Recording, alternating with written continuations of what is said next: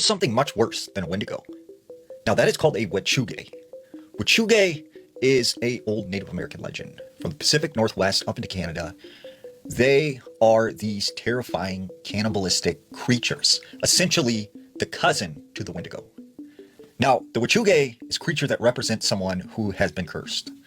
Often, these beasts are a result of someone who craved the power of the Great Spirit animal, but it couldn't control it. And it was turned into a Wet'suge as punishment. Now, they also believed that one could become a Wet'suge if they were to break some sort of taboo of their culture. If they were photographed, if you even spoke the name of Wet'suge, you could essentially be cursed to become this creature.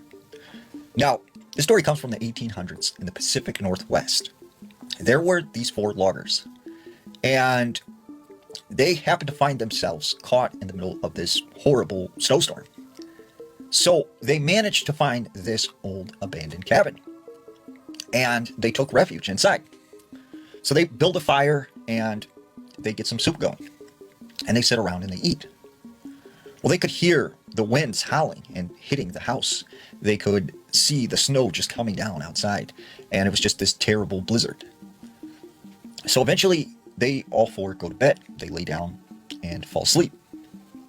In the middle of the night, one of the men in the group, he wakes up, and when he looks over, he notices the front door is open. And he could see the wind blowing the trees, and he could see a breeze coming in through the door, moving it. But he couldn't hear it. It was completely quiet. So he gets up and he walks over to the door and he looks outside and he can see there's this blizzard going on, but he cannot hear nothing at all. It is completely quiet. So he goes and he wakes up the other guys and he says, like, hey, there's something going on. Like, I cannot hear anything outside, even though there's this big storm. And all the men, they go to the door. And as well, they couldn't hear anything. It was just completely still and quiet. That's when they started to hear a young girl crying. And as they looked out into the snowstorm outside the cabin, they see a small little figure approach.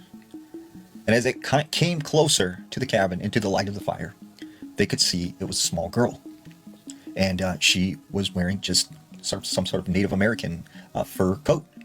She has no shoes, no socks, no feet coverings. She's completely barefoot. And she's walking in the middle of the snowstorm.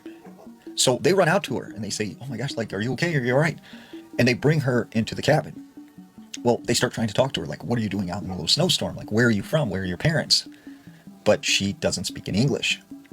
So they get her some soup and they get her to bed. And she lays down and falls asleep. So they start talking amongst themselves, like, where did this girl come from? Like, who is this? Like, there's no Native American tribes around in this area. So eventually they all go back to bed. And in the morning, that same man who had woken up and found the door open, he wakes up to the cabin being ice cold. And when he looks over, the fire in the fireplace has gone out. And all of the men that were with him have been mutilated. Their blood, their guts are everywhere, all over this cabin. Something has attacked them. And this little girl is nowhere to be found. So the man gets up and he starts looking for this girl. And when he goes outside the cabin, he finds sort of this trail of blood spots. And he finds these tiny little footprints. And they are leading out into the forest. So he follows them. And he gets into the woods. And he said that's when he sees this little girl. And she is covered in blood. And she is dragging something along. It's one of the men that was with him in the cabin. And that's when he sees this young girl transform into this 7-foot tall, hideous creature that was just skin and bones and had very large antlers, big red eyes, sharp, jagged yellow teeth, and these long, dangly fingers. And it is covered in sort of ice. And it's dragging this man off into the woods. And it lets off this terrifying scream. About a week later, this man is discovered. And he is found by a couple fur trappers. And when they find him, he's in a very bad state.